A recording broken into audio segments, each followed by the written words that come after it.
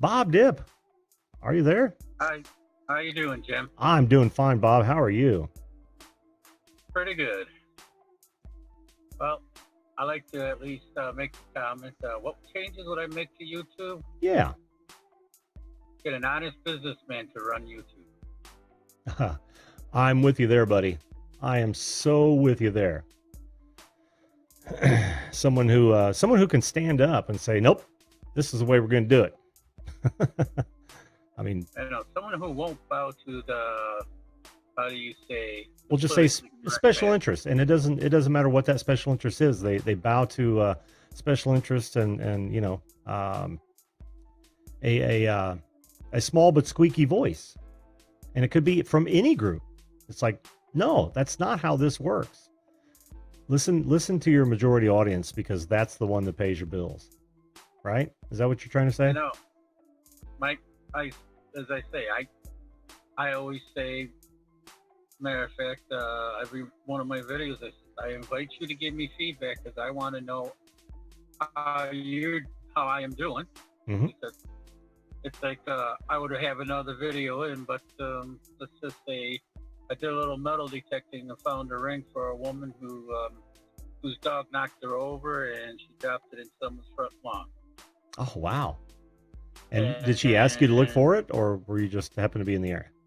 I happened to be in the area, and I said, I can find it for you. I pulled the metal detector out of the car, and a couple of swings, I found it. She was happy.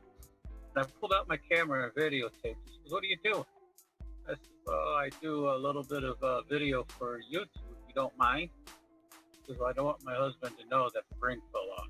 Oh. Said, "Okay, I won't do that for you." But the person came out and said, I tell you what. Check my front lawn, see what you can find, because that property happens to be on a parade route for the 4th of July parade. Oh. So I'm thinking, pocket fines. Yes. How many pocket spills will I be able to find in that person's front yard?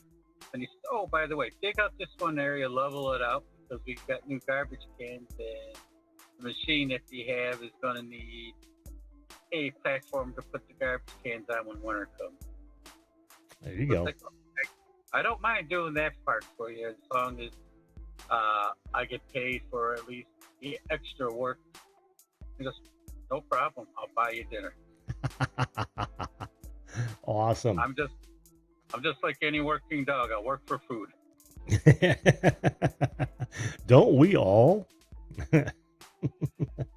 Yeah. Well, I'm probably going to start asking you a lot of information, because I tried putting a lot of description and tags into the video, and I don't know if YouTube's cut me off as short as it did, or I'm just not seeing it all. Are you talking about your description, or are you talking about your tags? The tags and the descriptions there. Okay. And I found, I wasn't sure what number across the top was, and I found out that's not where I should have named the video. But as I said, I've never done a YouTube video until last week. Well, I'm glad you finally did, and it's a learning curve. It's not really that steep, which is nice. I mean, those boxes can be filled. The tags, you are limited to 500 characters, but the description box is, I think, 5,000 characters. And I wouldn't imagine that you would have 5,000 characters worth of stuff to say. I never reached that limit myself. And the title, of course, here's the thing about titles. Write your title and go back and look at it on your channel page.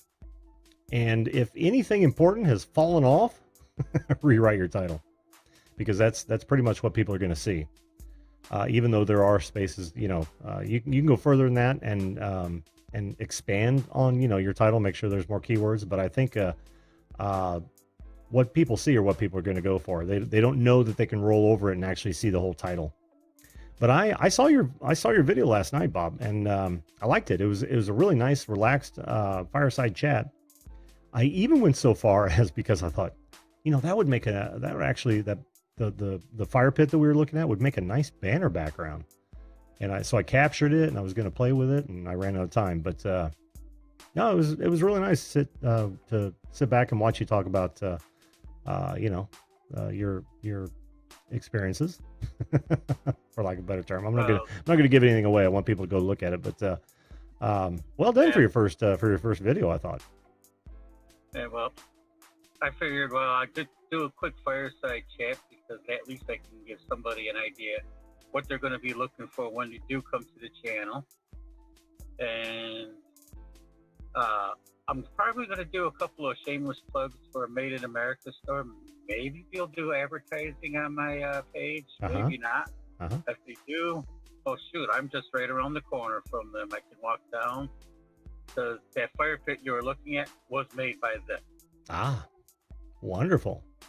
Yeah, always look for the external money sources, and that goes back to my point about not being monetized. Diversify. Don't depend on YouTube for your one and only revenue. You'll be sorely disappointed. One, with the time it takes to get there, and two, if they pull the rug out from under your feet in one way or another. So diversify, folks. Merch, individual websites, sponsorships. There's a whole slew of things that you can do outside of running ads on your videos that will make you money well before you make any money on ads.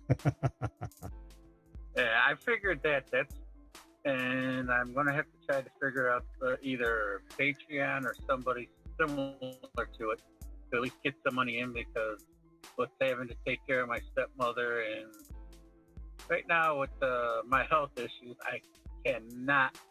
Well, if you know anything about truck driving, you can't be going down the road and stop every time you got to run to the bathroom, because that's almost impossible. Absolutely. Well, I'm partial to Subscribestar because I have issues with Patreon, but I don't want to steer anyone one way or the other. It's always nice to have options, and it's literally Subscribestar, all one word, .com. So, but neither one of them charge you for actually setting up an account. They will charge you once payment is passed through, but it's not 45%. And the Subscribestar, I believe, is much less than Patreon. So put that, keep that in the back of your hat and use it at will. I just marked it down on my notepad, and Perfect. I'll see about that. And well, I did find a few nice little things. So I'm not going to ruin the surprise when I finally get done looking over the video and deciding exactly. Well, let's just say when you do metal detecting, you got to turn the camera on, turn it off. Oh yeah. So I got to figure out exactly what's boring and what's not. And let's just say there was quite a few interesting finds I got. And some of them, well, considering how old that the town of Lancaster is, Pull Tab City too. Yeah. I guess that is a hazard of the lifestyle or the hobby, isn't it? You have to pull out a lot of junk to get the treasure. Yeah. And as for my question earlier, because I want to at least give a lighten up on the question. Yes, a teacher of mine when I was in grade school showed me a picture of the candy factory and asked me if I knew anything about it. Mm-hmm. Well, my family stopped talking German the moment World War II broke out, so it was like pulling teeth to get my grandfather to teach me German. But when my teacher gave me the picture, I said, "Can I have it?" I took it to my grandfather. His jaw dropped. He asked me where I got it. He goes, "Those are your cousins. They were the only ones that were in this portion of the family that didn't say, Kaiser, we love you, but you're crazy," and left. So I just went, technically I'm a cousin to the Kaiser, the German. Oh boy. But then if you've actually taken a look at the actual history of everything that happened in World War II, all these people died over a family feud. Yeah. I've heard that angle. Yep. Because you think about it, Kaiser of Germany was related to the Queen of England. Mm-hmm. And the wife of the Kaiser of Germany was cousins to the royal family of Poland, and the two families that actually started the whole conflict were cousins that couldn't get along. But it was the people of the country that argued back and forth, and one cousin says, oh, I can't do this, I can't do that. And it's like, as I've started to find out my family history on that, it's like, why? That's all I just went, why? And my love for aircraft kind of drawn me back into World War II.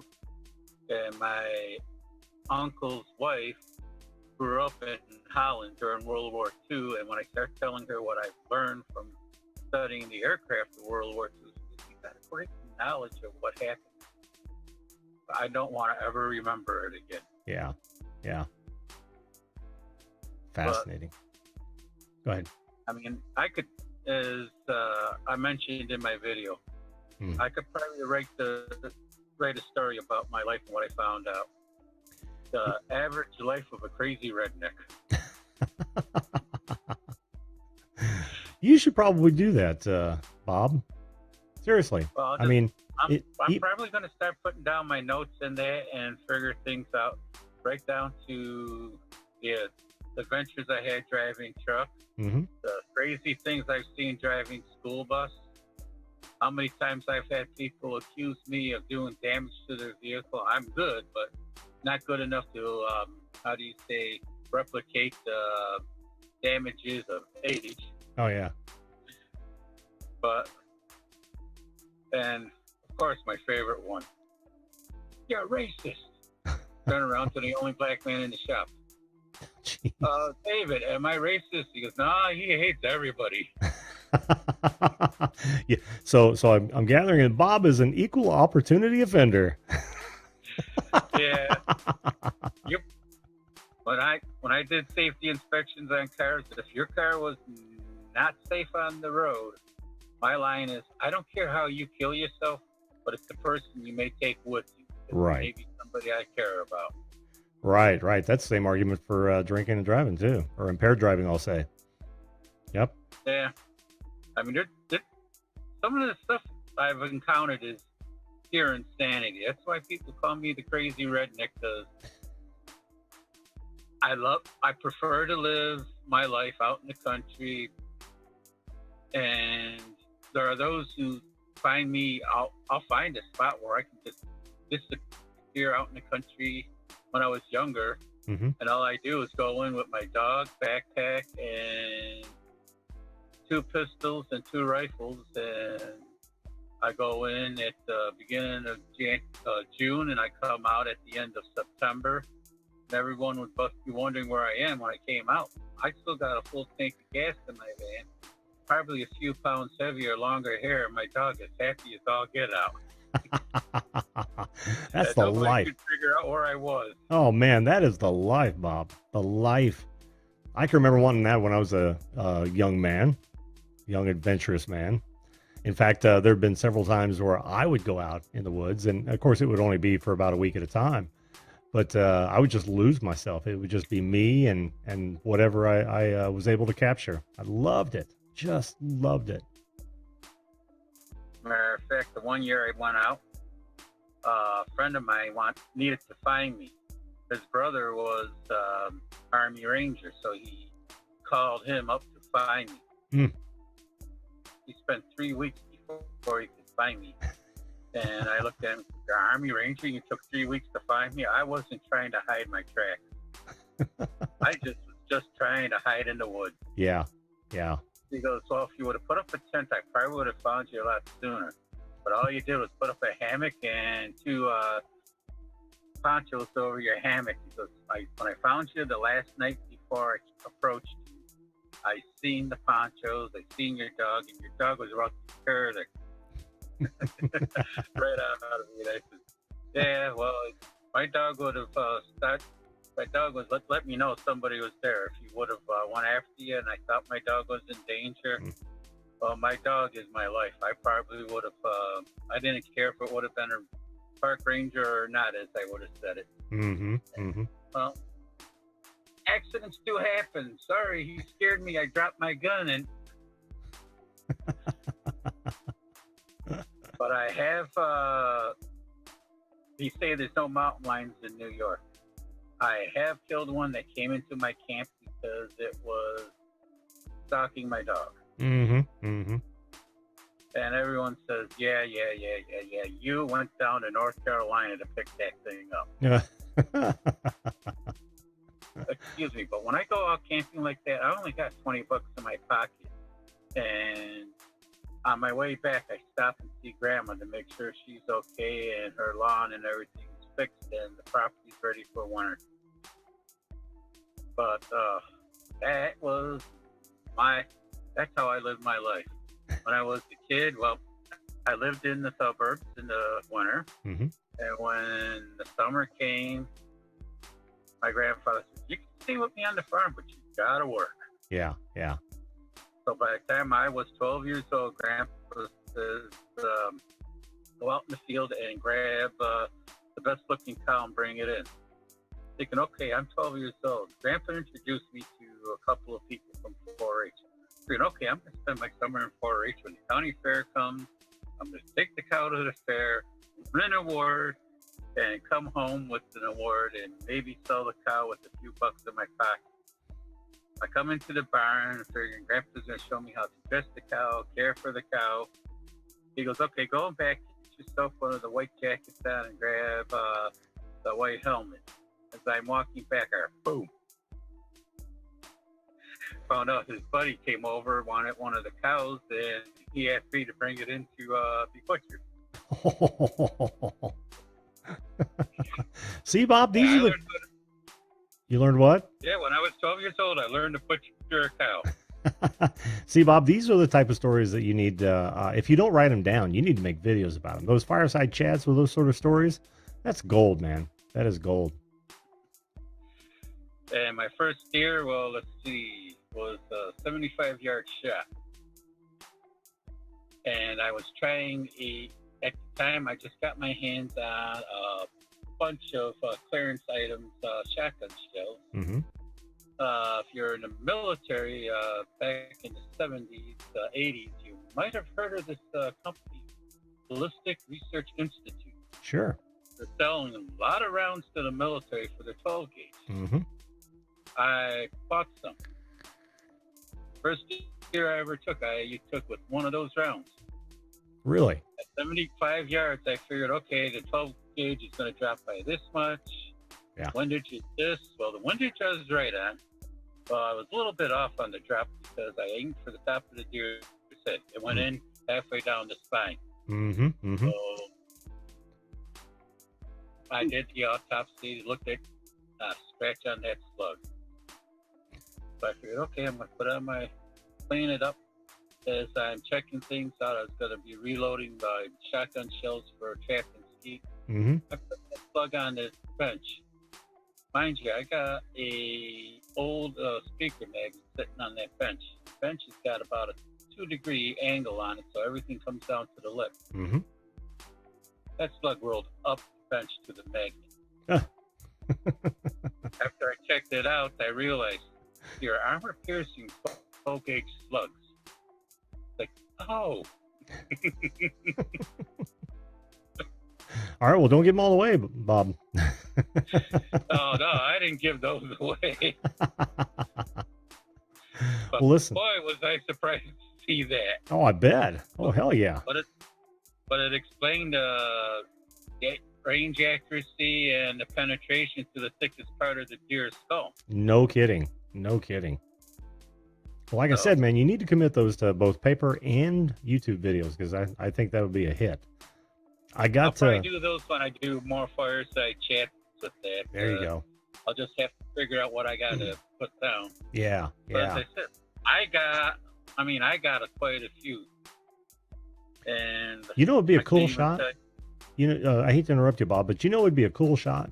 Instead of looking straight at the fire, and if you don't want to have your face on camera, why not do an over the shoulder? To where they can't see your face, but they can still see you in the fire, you know? You're talking to the fire, but I think that would be an awesome shot, dude.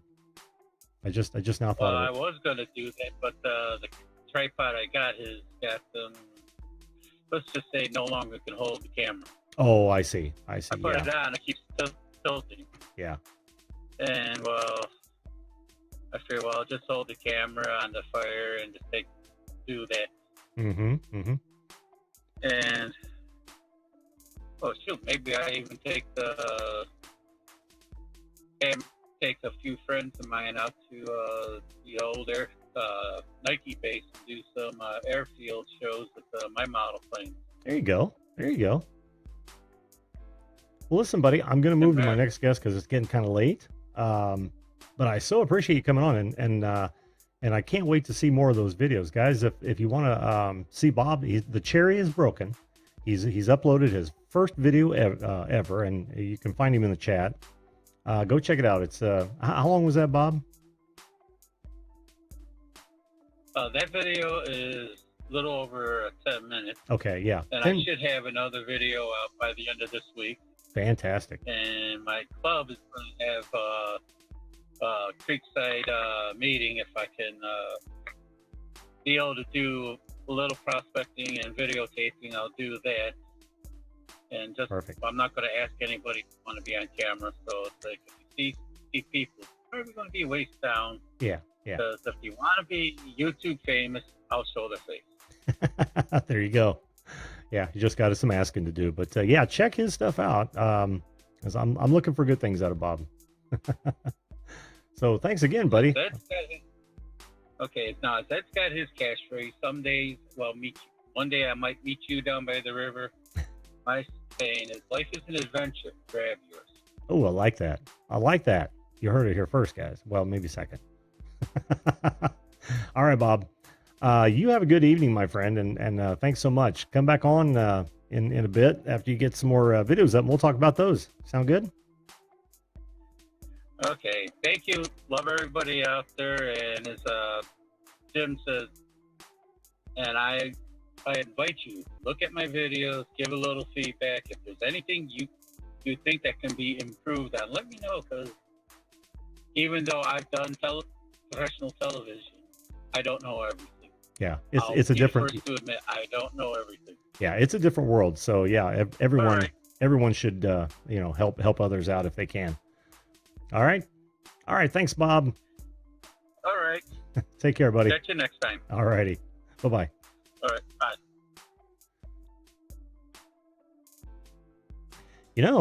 You too could be a guest on this show at any time.